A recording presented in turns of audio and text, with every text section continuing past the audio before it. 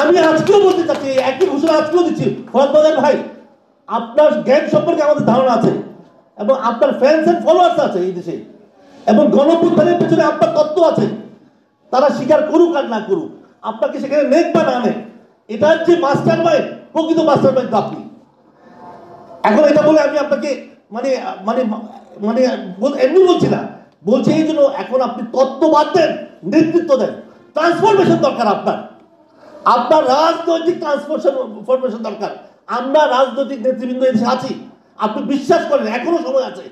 ফেব্রুয়ারি মাস তো দূরের কথা, আরো অনেক সময় লাগবে। এই যে নির্বাচন এত সহজ তো না, আপনি এখনো তো মীমাংসাই হয়নি।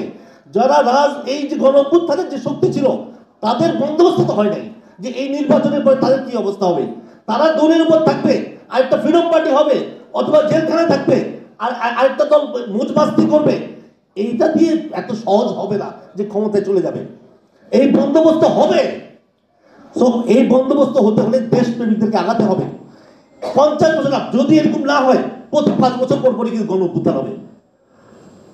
অস্বাভাবিক, এটাই তো স্বাভাবিক। আপনার কি 111 কি দেখি নাই? 111 কি সুযোগ আসে নেই? ফেরদৌস আহমেদ কুরাইশি ভাইয়ের সাথে আমরা কাজ করছি। ফেরদৌস আহমেদ কুরাইশি ভাইকে আমরা বলছি যে কুরাইশি ভাই আপনি করছেন কি?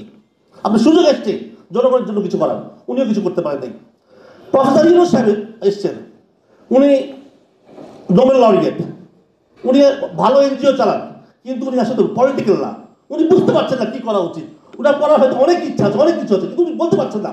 আপনি দেখবেন ঘোষণাপত্রের দিন উনি কি বলেছে, আমি একটা লাইনকে আমি ধরেছি ওখানে। উনি বলেছে যে নির্বাচনের পরে যারা গণঅভ্যুত্থানের সাথে জড়িত ছিল তাদেরকে আইনি সহায়তা দেওয়া হবে, একটা লাইন আছে। তারপরে কি গণঅভ্যুত্থানে অপরাধ করেছে যারা গণঅভ্যুত্থান করেছে? আইনি সহায়তার প্রশ্ন আসলো কেন? এটা কে লিখেছে? যারা ক্ষমতা আসবে তারাই তো লিখেছে। এটা আমরা বুঝি। এই জন্য বলছি যে এখনো সময় আছে। আমরা এই যে ফরহাদ বাজার ভাইকে নিয়ে আজকে, আপনারা অনেকে জানেন না হয়তো, ফরহাদ বাজার ভাই গত শনিবার দিন 79তম জন্মবার্ষিকী হয়েছে, ওনাকে শুভেচ্ছা জানাই। এখন উনি 79 তরুণ হয়েছেন। তো এই তরুণ বয়সে আমি আজকে ফরহাদ বাজার ভাইকে আমি ওনার কাছে আমি নিবেদন করছি যে সংগঠন আমরা করে দেব। আমাদের ভ্যানগার্ড থাকবেন, এই যে মিলিটারি পার্সন যারা আছেন, ওনারা এখনো যুদ্ধ করতে পারবেন, এখনো ওনাদেরকে ফিল্ড মার্শাল বানাই দিয়ে ওনারা রাষ্ট্র চালাতে পারবেন। আর বাংলাদেশের আরো আপনার যারা খেতে খাওয়া শ্রমিক, দিনমজুর, কুলি, কামার, তাঁতি এবং যারা পিছিয়ে পড়া লোকজন আছে, বৈষম্য শিকার হচ্ছে, আমরা সবাই এক কাতারে এসে দাঁড়াবো।